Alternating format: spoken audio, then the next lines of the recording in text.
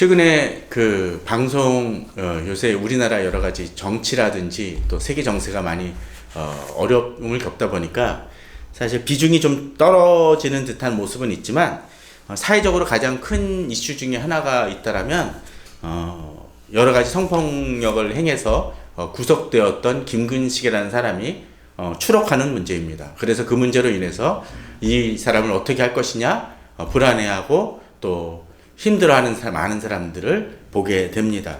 근데 엊그저께 뉴스인가를 보니까 이 사람을 다시 또 다른 사건으로 인해서 구속영장을 신청했다고 합니다.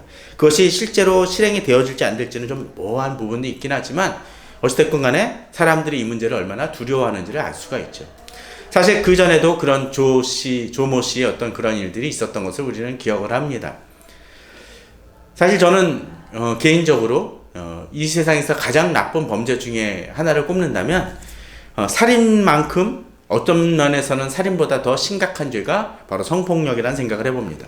살인이라는 것은 그 사람이 신체를 죽이는 것으로 그칠지 모르지만 사실 이 성폭력이라는 것은 사람의 신체는 죽이지 않을지 모르지만 그 사람의 상대방의 인격을, 피해자의 인격을 파괴하고 무너지게 하는 것이 되어지기 때문에 그렇습니다. 이 시대에 김근식이라는 사람이 주목을 받고 있긴 하지만 아마도 우리 사회에서 가장 해결 안 되고 제대로 처벌을 받지 못하는 것이 바로 이 성폭력에 관계된 문제일 것입니다. 사실 그런 것들이 바로 잡힐 때 이 시대의 많은 사람들의 억울함과 피해가 줄어들 것이고 또 실질적으로 또 이러한 것들이 해결되어질 수 있도록 많은 문제를 풀어가야 될 것입니다. 그런데 이런 성폭력의 문제는 단순히 이 시대만 일어나는 것이 아니라 역사적으로 봤었을 때 많은 이런 성폭력이나 성범죄 사건들이 많이 벌어지는 것을 보게 됩니다.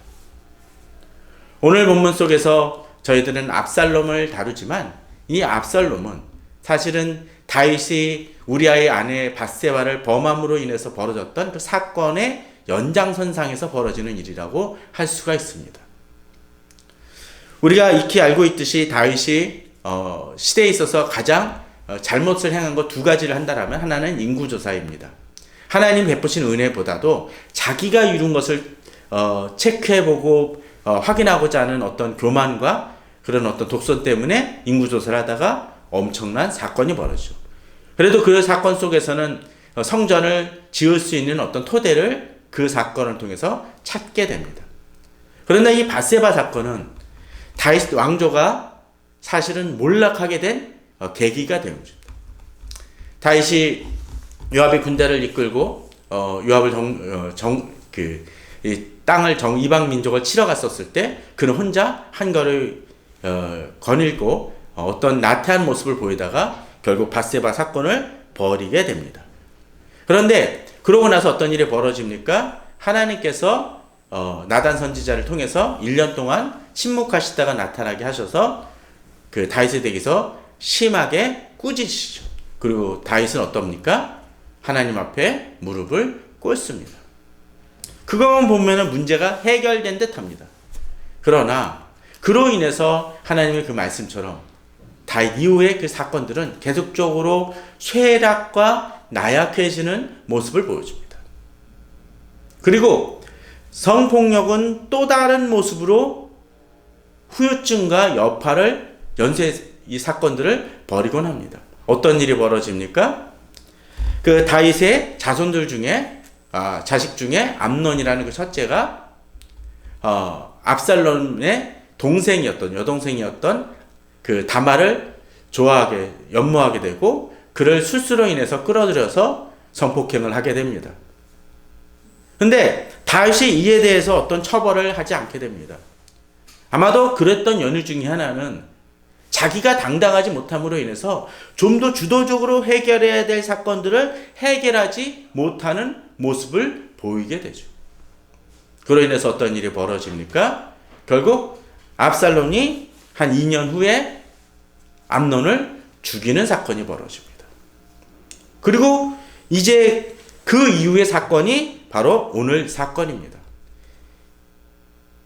2년 정도 기다렸다가 암논을 죽이고 나서 이제 또 다윗이 이런 부분을 성폭력 문제도 해결하지 못했지만 압살롬이 암논을 죽인 사건에 대해서도 제대로 처벌하지 않고 그냥 방치하다가 요압의 어떤 실수로 인해서 다시 압살롬을 불러들이게 되죠. 이것만 여기까지만 보면 뭔가 해결된 듯 합니다.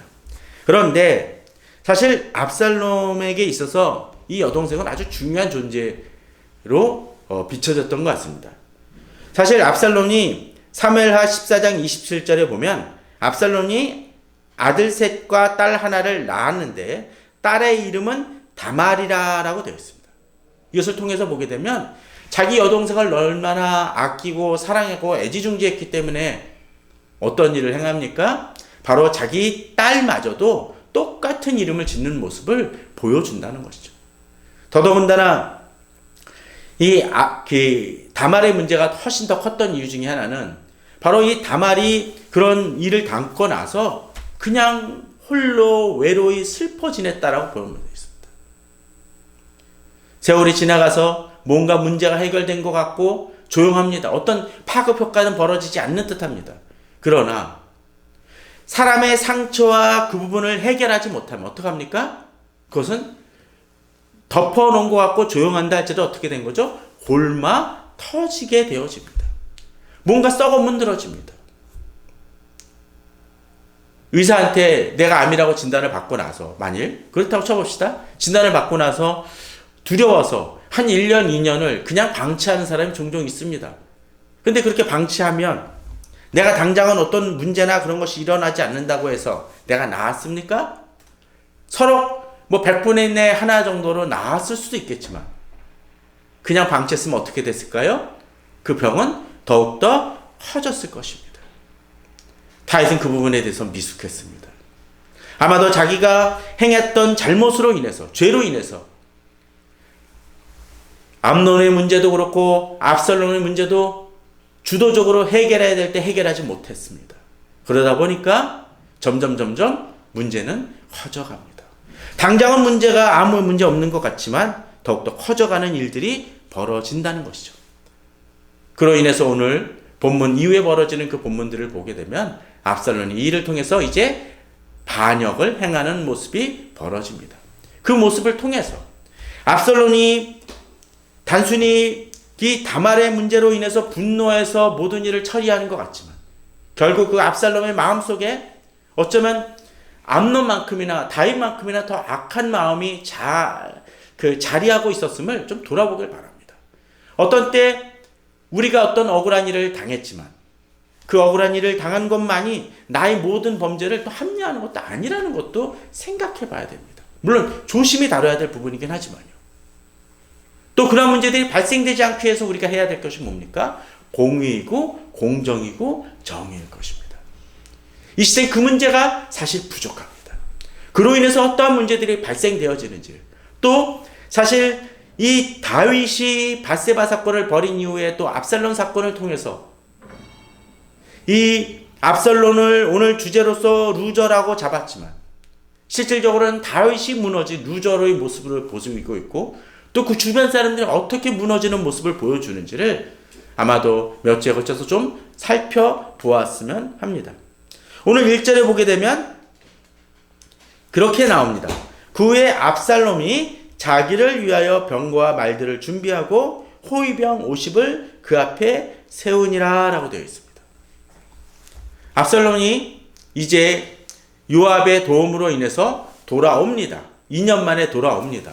멀리 있어서 그냥 다윗이 용서도 아니고 또 도와주는 어떤 해결도 아니고 어떤 심판도 아니고 그냥 방치해뒀다가 그냥 얘기도 안 하고 그러니까 이제 요압이 이래선 안 되겠다. 또 그리고 다윗은 다윗대로 계속적으로 슬퍼하고 마음이 가라앉아 있으니까 어떻게 해요? 이제 요압이 압살롬을 2년 만에 데리고 오죠. 근데 여기서 한 가지 좀 재미난 것 중에 하나가 요압이 데리고 오긴 했는데 다윗이 만나주질 않아요. 그러니까 어떤 일이 벌어지냐면 압살롬이 요압의 밭을 태워버려가지고 요압이 자기를 찾게 만들고 네가 나 부르면 뭐하냐? 다윗 만나지 않으면 그게 무슨 의미가 있냐라고 이야기를 합니다. 사실 그 사건은 그냥 쉽게 넘어가는 사건이 아니라 압살롬의 마음이 어떤 사람인지를 볼 수가 있습니다. 그가 요압이 노력하고 힘쓴 것에 대한 감사라는 것이 전혀 없는 사람이라는 것이죠. 자, 그런데 이제 압살롬은 어떤 일을 행합니까? 압살롬이 자기를 위하여 병거와 말들을 준비하고 호위병 50명을 그 앞에 세우니라고 되어 있습니다. 누구를 위하여요? 자기를 위하여. 사실 성경 속에서 자기를 위한다는 얘기들이 가끔씩 나옵니다. 근데 그런 일들 중에서 좋은 경우들이 별로 없는 것 같아요. 병거와 말들을 준비했던 건 뭡니까? 자기 자신의 세력을 강화하고 자기 힘을 기르는 것입니다. 또 호위병 50명을 그 앞에 세웁니다.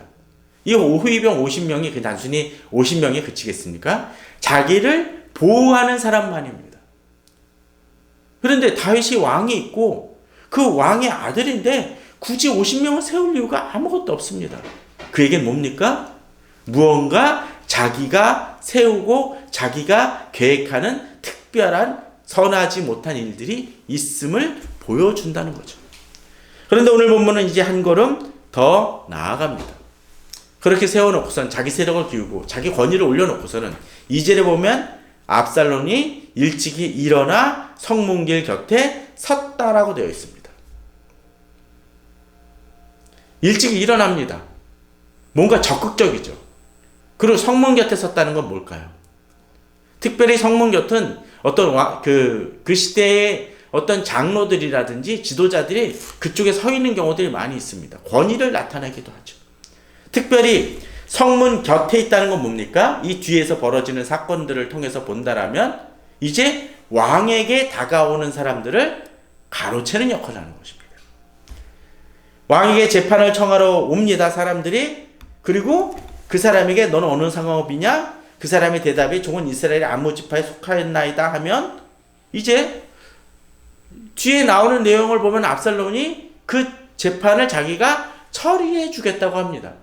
그냥 이것만 보면은 다윗에게 벌어지는 과중한 어떤 책임을 자기가 나눠지고자 하는 모습처럼 비춰지기도 합니다. 그렇게 보일 수 있어요.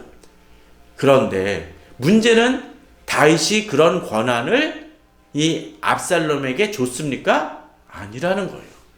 바로 여기 1절에서 나왔던 것처럼 자기를 위하여 자기 스스로 이 일을 행합니다. 더더구나 이 본문을 잘 보시기 바랍니다. 3절입니다. 보라, 내 일이 옳고 바르다마는. 자, 이게 뭘까요? 아직 이 사람이 그 정안에 무언가 얘기를 하고 자기 억울한 상황을 얘기했을지 모르지만 본문상에는 아직 이야기했던 흔적이 없습니다. 또 만나는 사람마다 내 일이 옳고 바르다마는 이란 얘기는 뭡니까? 이미 그 사람이 옳다라고 편드는 것입니다. 공정함과는 거리가 먼 것이라는 것이죠. 종종 그럴 수 있습니다. 우리 주변에 내가 막 어떤 일에 대해서 화가 나가서 막 얘기할 때, 예를 들자면 그 요새 우회전 깜빡이로 이제 뭐 하는 거에 따라서 막 경찰이 단속하는 것이 얼마 전부터 시행되지 않았습니까? 근데 그 중에 그런 사람들 중에 아마 따지는 사람들이 종종 있어요. 아니 이거 갖고 왜 잡느냐, 난 억울하다, 몰라서 그랬다 막 얘기를 합니다. 그럼 옆에 있는 친구는 뭐라 그럴까요? 경찰한테. 아 이거 당연히 이 정도는 봐줘야 되는 거 아닙니까? 이럴 수밖에 없지 않습니까? 라고 얘기를 합니다. 근데 그 얘기가 옳은 것입니까? 아닙니다. 그저 편드는 것입니다. 압살롬은 자기에게 다가오는 사람에게 그저 유리한 일들만, 유리한 변론만 또는 유리한 판결만 하는 것처럼 나옵니다.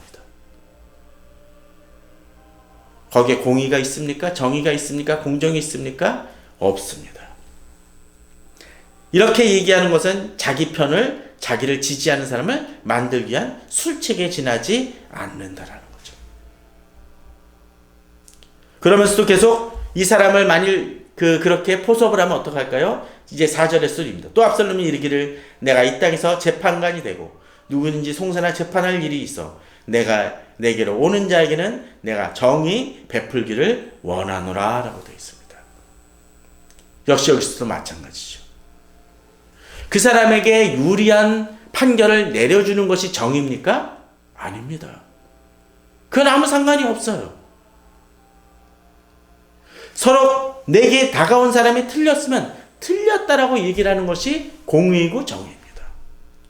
사실 목사가 어려운 점이 가끔 그런 게 있습니다. 상담을 하다 보면 저는 이런 일을 겪었어요. 너무 억울해요 라고 얘기하면서 어느 집사하고 싸웠습니다. 어느 장로님하고 싸웠습니다. 얘기하기도 하고 부부관계 문제를 얘기하기도 합니다. 또 어떤 때는 자기가 사회에서 겪은 어떤 억울한 문제들을 이야기합니다. 그런데 그 얘기를 곰곰이 듣다 보면 이분이 전적으로 잘못한 경우도 있어요. 그럴 때 목사는 어떻게 할까요? 위로는 해줄지 모르지만 그분을 무조건적으로 편드는 게 좋은 일입니까? 아니에요.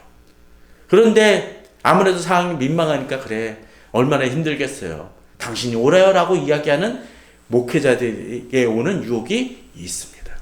아니 목회자만이 문제가 있습니까? 바로 그런 사람들의 상담을 듣는 사람들이 많이 겪는 딜레마입니다. 근데 여기서 압살롬은 그 일을 주도적으로 행합니다. 그는 다른 사람의 입맛을 맞춰주는 지도자일진 모르지만 아니 그 지도자마저도 다윗이 세우지 않고 스스로 세운 지도자인 것을 생각하면 압살롬이 여기서 옳은 일을 행하는 것이 아니라는 것을 보십니다. 5절도 보십시오. 사람이 가까이 와서 그에게 절하려 하면 압살롬이 손을 펴서 그 사람을 붙들고 그에게 입을 맞추니.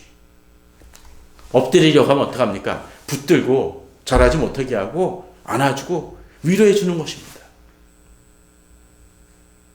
이런 모습 우리 시대도 가끔 보죠. 선거철 때 많이 보지 않습니까? 와가지고 안아주고 얼마나 힘드시겠어요 라고 국회의원 후보라든지 대통령 후보들이 합니다. 그런데 그런다고 해서 사람들이 그게 항상 이 사람이 당선되고 나서도 계속 그렇게 행합니까? 아닌 경우들이. 시장 찾아갔던 사람이 5년 동안 4년 동안 한 번도 안 찾아가는 경우도 있습니다. 찾아가도 예전의 모습과는 다른 모습을 보이는 경우들이 많이 있습니다. 이 압살롬의 행위가 진정으로 그 중심에서 나오는 것입니까? 아니라는 것이죠. 그러나 사람들은 이런 것에 속곤합니다. 특별히 6절은 그러한 것을 보여줍니다. 이스라엘 무리 중에 왕께 재판을 청하러 오는 자들마다 압살롬의 행함이 이와 같아서 이스라엘 사람들의 마음을 압살롬이 뭐했다고요? 훔치니라. 저는 우리 성도님들이 내게 잘해주는 사람들, 분명 중요한 친절에 대해서는 우리가 반응하고 감사해야겠지만 분별하는 눈이 필요하길 바랍니다. 어떤 땐 지도자들한테 또는 어떤 땐 심지어 그렇게 바르지 못한 목회자들한테 이런 술수로 속는 경우들이 있습니다. 그 사람이 진정으로 나를 배려하는 사람인지 내 마음을 훔치는 사람인지를 분별할 수 있어야 됩니다. 그런데 저는 이 제목을 오늘 설교 제목을 압살롬만이 아니라 그 부제로서 뭐라고 했나요? 악의 인내라고 했습니다. 자, 7절입니다. 4년 만에 라는 얘기가 등장을 합니다. 이제 4년 뒤에 본격적으로 반란을 일으키려고 하는 것이죠. 대단하지 않습니까? 4년 동안 뭐 했다는 거예요? 바로 재판관으로 서가지고 다가오는 모든 사람들을 잡아가지고 자기가 대신 재판하면서 4년 동안 터전을 닦은 거예요. 국회의원 후보 중에 낙선된 사람들이 그런 분들이 있더라고요. 낙선되면 뭐 하나요, 보통? 온 국민의 성원에 감사를 드립니다. 제가 좀 부족했습니다라고 현수막을 붙이는 것을 보게 됩니다. 당선되지 않았음에도 불구하고 그것을 붙입니다. 왜 그렇게 돈 들어가는 일을 왜 합니까? 4년 뒤를 노리겠다는 것이죠.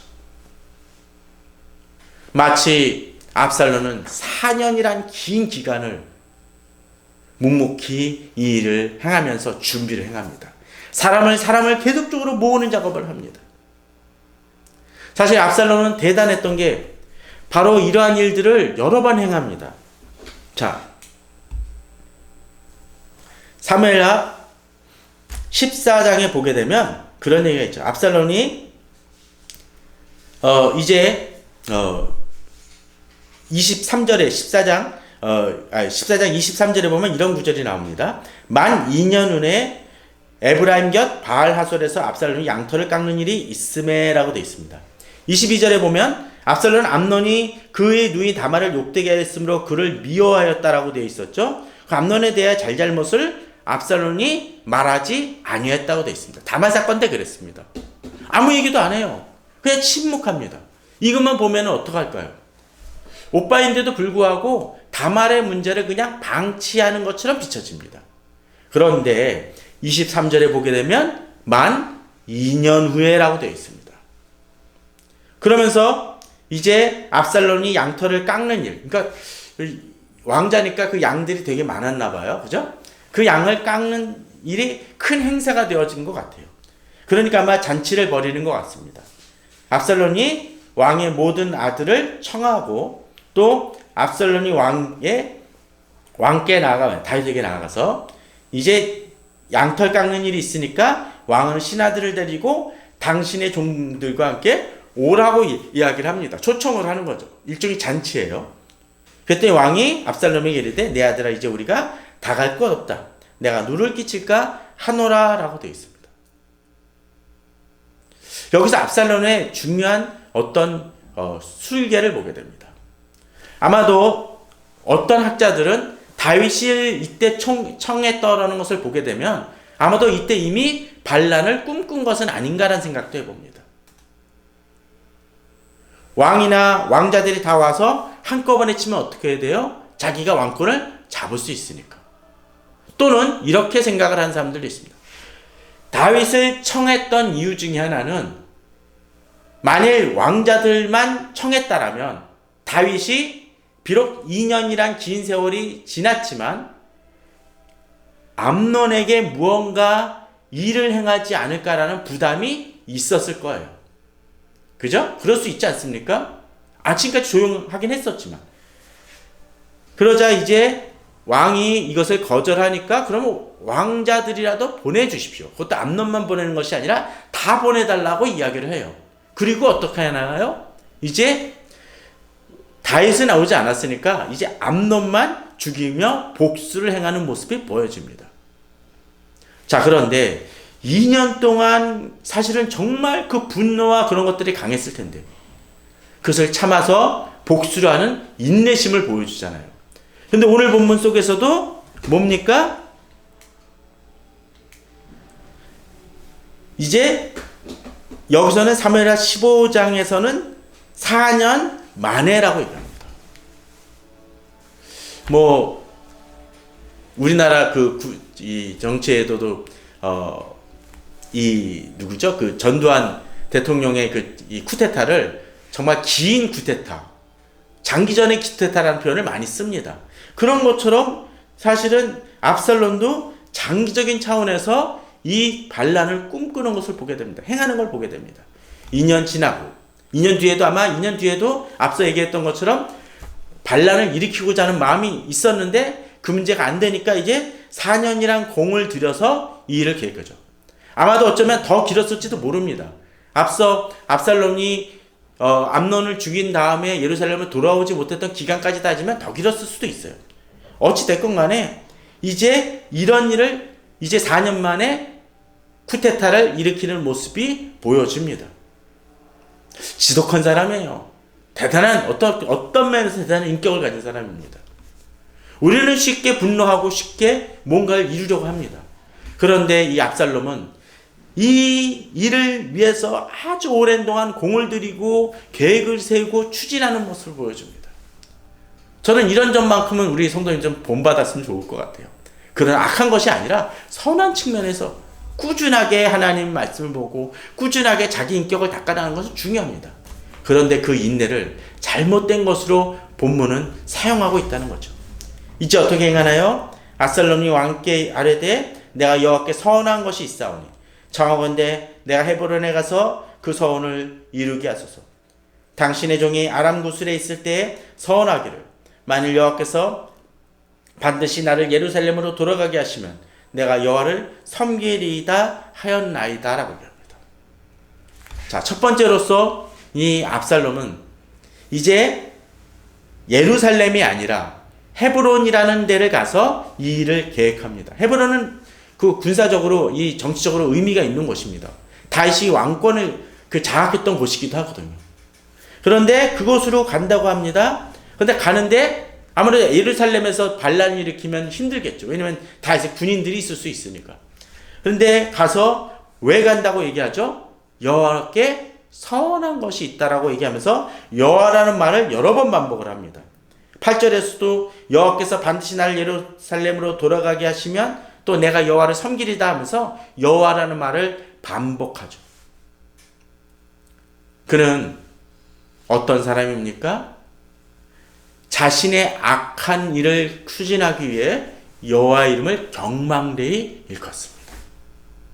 특별히 지금 이 본문은 다윗의 마음을 자극하는 면도 있습니다.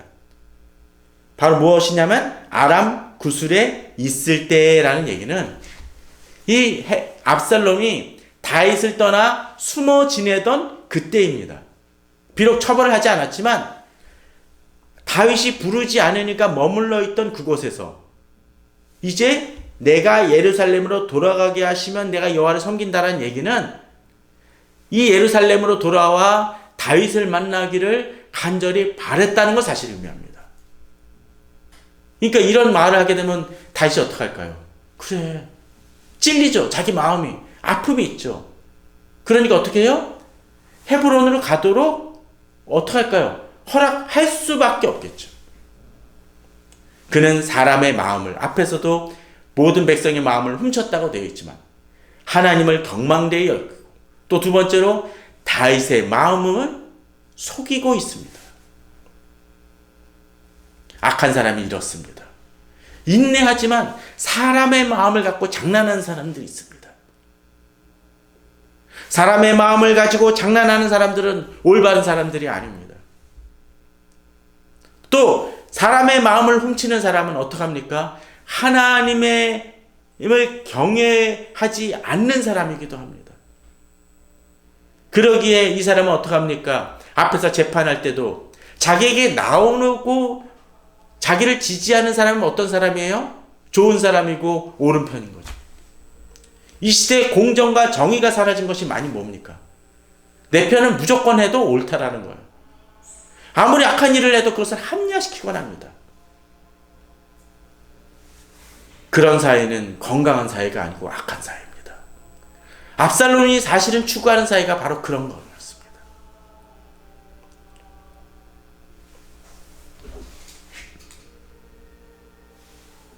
그리고 이제 그런 일들을 이루고 난 다음에 압살롬은 이스라엘 모든 지파 가운데 불러서 압살롬이 헤브론에서 왕이 되었다 하면서 사람들을 모으는 작업을 합니다.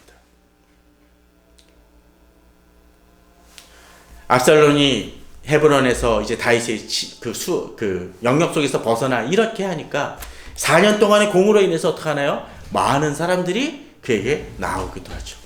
또 11절에 보게 되면 그때 청함을 받은 200명이 압살롬하고 내려갔는데 본문을 보면 그들은 압살롬이 꾸민 모든 일을 알지 못하고 그저 따라가기만 했다고 되어 있습니다. 그러니 어떻게 했습니까? 압살롬하고 따라갔으니까 당신 틀렸다라고 얘기할 수 있겠습니까? 이 예루살렘에서만 가능했을지 모르지만 헤브론에서는 이미 압살롬의 세력밖에 없는데 어떻게 하겠어요? 그저 따르는 사라고 그저 아무 얘기도 못하는 사람들이 태반일 것이라는 것이죠.